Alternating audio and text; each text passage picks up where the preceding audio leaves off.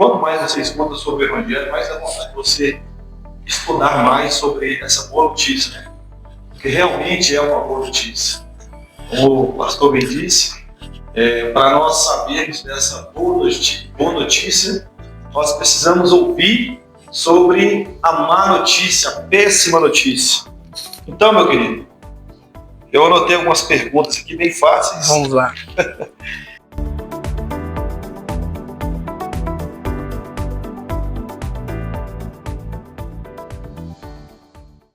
No versículo 1 que você leu, você falou que Paulo ele falou que estávamos mortos em nossos delitos e pecados.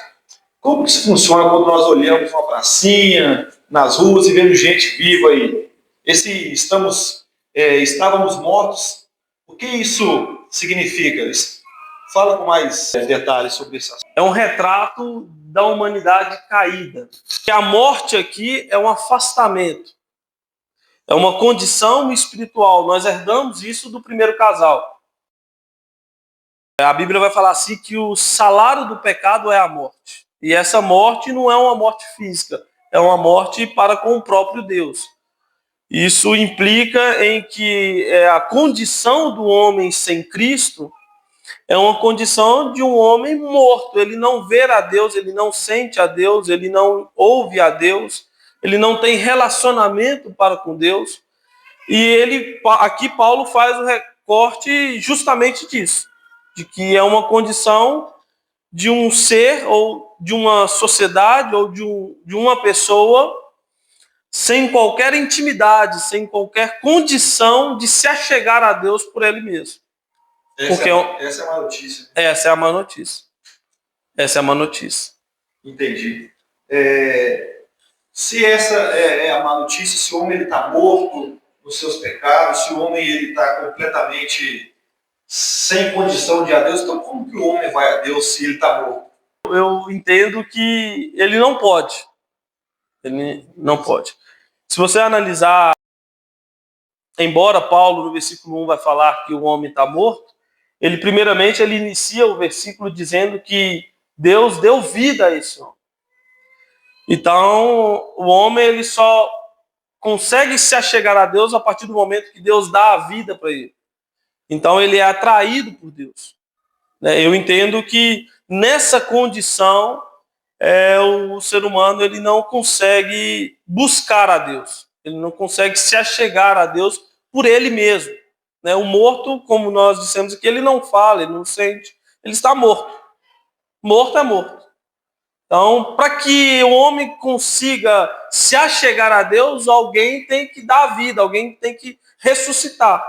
E já que nós estamos falando de uma morte espiritual, Deus dá a vida espiritualmente falando para que ele tenha condições de se achegar até ele. É por isso que você bem falou que não tem como ninguém se gloriar. Pensando não assim, tem como ninguém se gloriar. Ninguém se gloriar. Porque se tudo vem de Deus, se até o primeiro passo da escolha do homem vem de Deus, não tem como o homem se gloriar. Você falou que nós somos filhos da ira, filhos da desobediência. Uhum. Como isso funciona se todos nós somos filhos de Deus?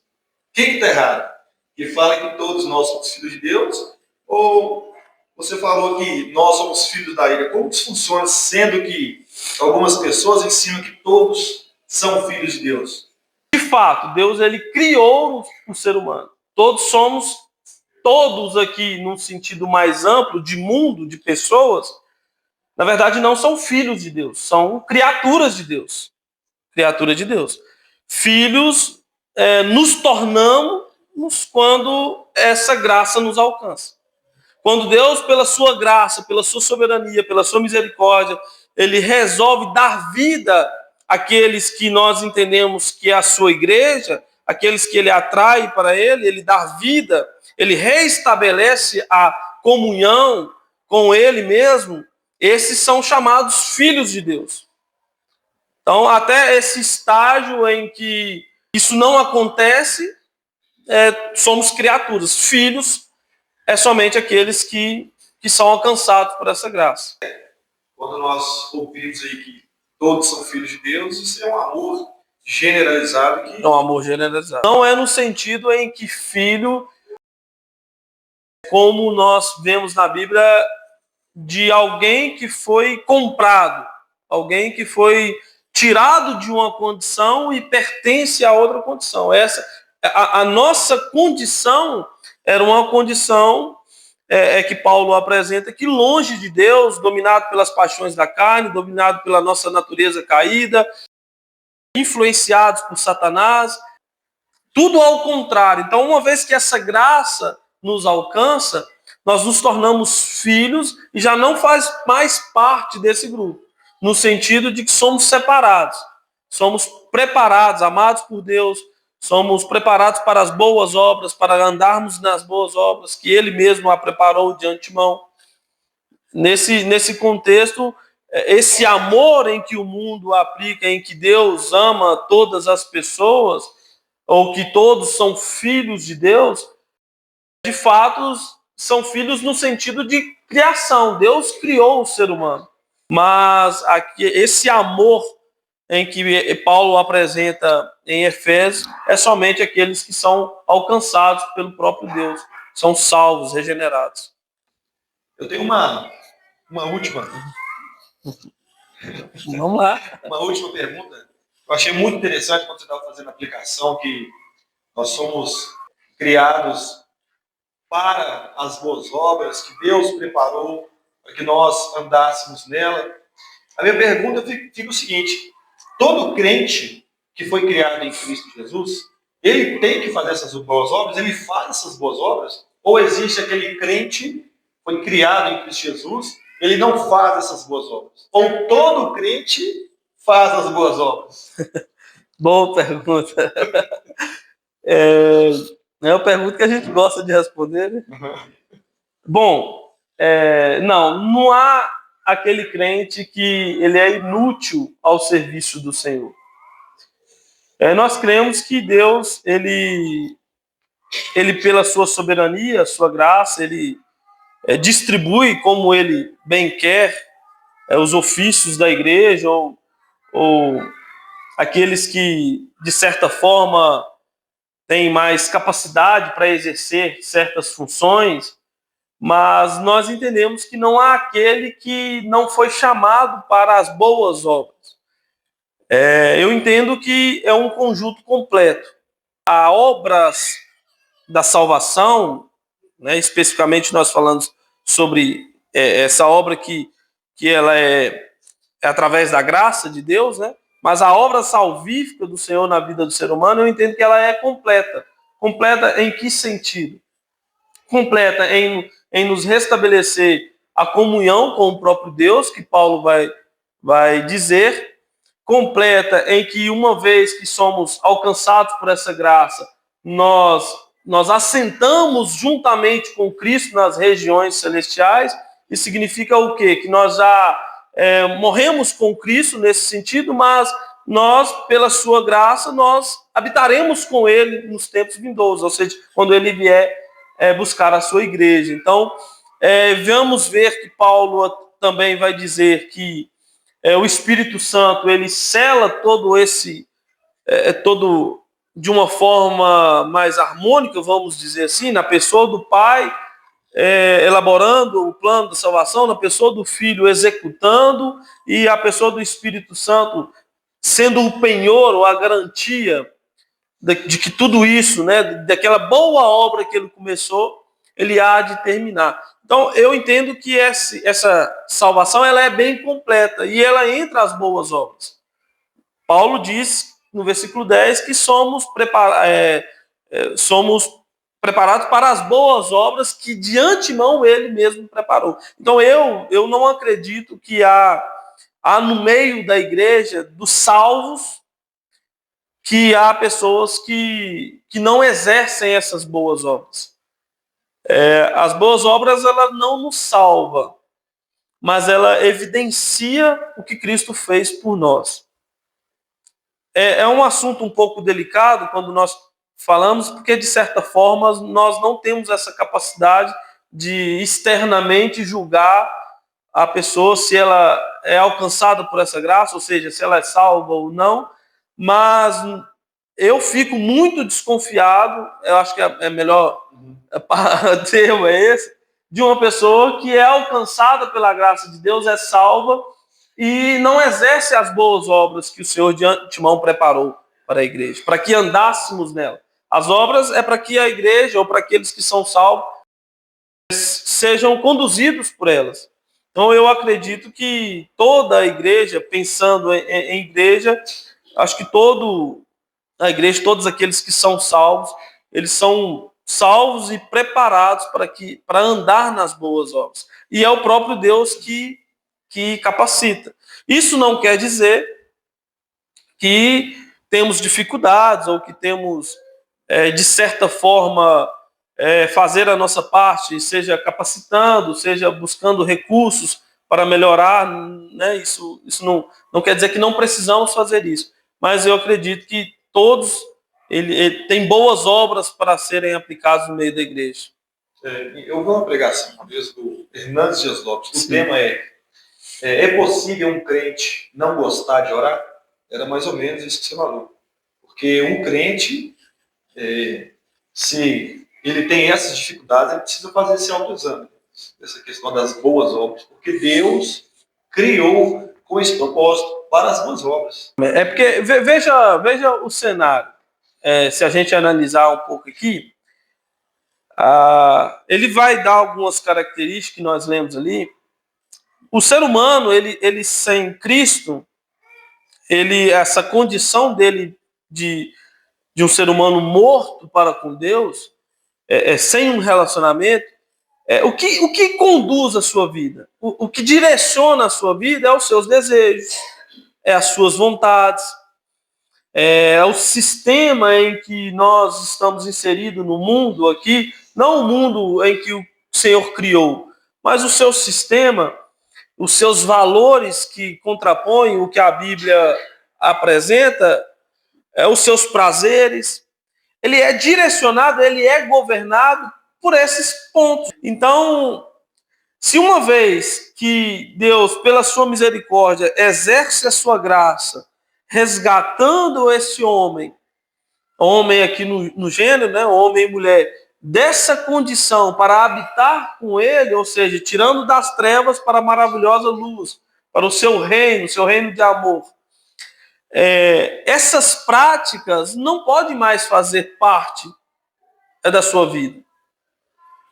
Porque Cristo, ele resgata, né, uma vez que ele nos tira do lamaçal do pecado, nos limpa, nos regenera, nos faz habitar com ele nos céus, ou seja, através desse ato regenerador dele, dessa graça dele, nós nos tornamos filhos de Deus, nós temos as boas obras que ele mesmo preparou de antemão para que andássemos nela. Então, quando nós falamos que a igreja é um povo santo, é um povo separado. Não que não peque, não que não erre, mas é um povo que já tem uma conduta que não foi estabelecida por ele mesmo, mas foi estabelecida pelo próprio Deus para que o seu povo ande nela.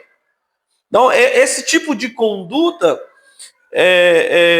automaticamente, por isso que eu disse aqui, que essa obra da salvação, ou essa graça de Deus, ela é uma obra completa. Não é uma obra que nos alcança e para no meio do caminho, e agora daqui para frente vocês se virem aí. E outra coisa é que isso não anula a nossa responsabilidade. Nós entendemos que somos salvos, entendemos que essa salvação ela é garantida pelo Espírito Santo, entendemos dessa maneira, mas entendemos também que eu tenho as minhas responsabilidades e essa responsabilidade ela caminha juntamente com a soberania de Deus. Então, mesmo que eu entendo que sou salvo pela graça de Deus, eu entendo que essa graça me alcançou, e eu entendo que ela é assegurada em Cristo Jesus, eu também entendo que eu sou responsável de, a cada dia, andar nessas boas obras que ele mesmo preparou de antemão. Então, é o que nós chamamos de soberania de Deus e responsabilidade humana. Não é porque eu entendo que eu sou salvo e que eu posso viver a minha vida de qualquer maneira, que está tudo bem e pronto, e acabou. Então eu entendo, na verdade, que essa obra alcançada na vida do ser humano, de forma automática, ela vai querer andar nos caminhos, nessas boas obras, melhor dizendo. Ela não vai querer mais compactuar esse tipo de prática que era feito antes de Cristo, eu acho que não vai mais praticá-las, né? Ou não deve mais praticá-las. Uma última pergunta. A outra era a última, essa agora é a última. É porque, falando sobre a graça de Deus, às vezes quando eu falo com algumas pessoas sobre a graça de Deus, as pessoas têm muito preconceito, porque tem esse entendimento equivocado. E quando você fala com alguma pessoa, meu irmão, a salvação é pela graça, é por meio de Jesus. Ela não é pelas obras. Uhum. A pessoa que está recebendo essa informação, ela entende que, é por graça, então eu posso fazer o que eu quiser. É por graça, então eu vou viver do jeito que eu quero. Eu não vou fazer nada, eu vou na igreja, por quê? Porque eu estou salvo. A salvação é pela graça. Então há realmente essa confusão na mente de algumas pessoas. Eu queria fazer, na verdade, eu queria que você aconselhasse alguns irmãos, porque nós falamos que todo cristão, Deus preparou os crentes para que esses andem em boas obras, né? Tenham a sua vida em continuidade e andar nas boas obras.